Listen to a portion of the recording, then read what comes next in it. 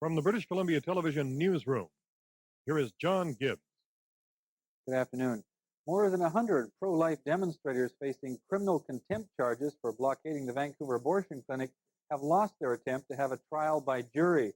In the BC Supreme Court today, Mr. Josiah Wood ruled that the case will be heard by a judge starting on March 7th.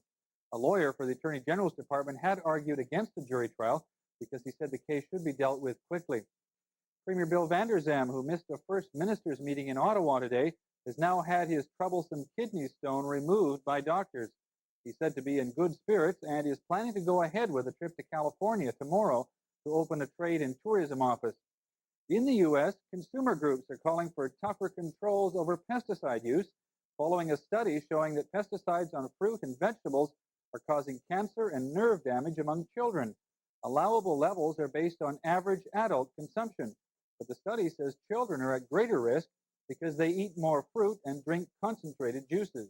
Proportionately, children eat more fruits and vegetables than do adults. This new report says children are at a higher risk of cancer because of pesticide residues.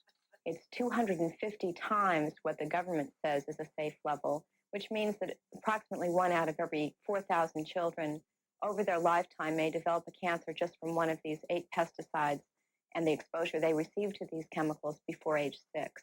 That, this consumer group predicts, means up to 6,200 preschool children will get cancer from eating food containing pesticides. The fruit and vegetable industry denounced the report. I think it's extremely unfortunate that they come out with a what they call a study like this that just scares consumers, confuses consumers, disrupts the industry. And the EPA released a statement saying food containing legal levels of pesticides is safe for people of all ages.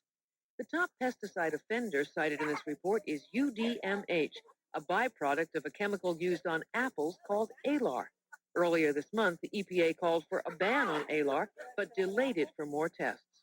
But the EPA is worried enough about children's exposure to pesticides that they've asked the National Academy of Sciences to study the problem and then tell the EPA what they should do.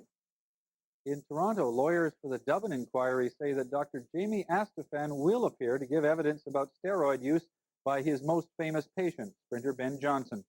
And in London, Ontario, police have charged 2 parents after a brawl at a Pee-wee hockey game.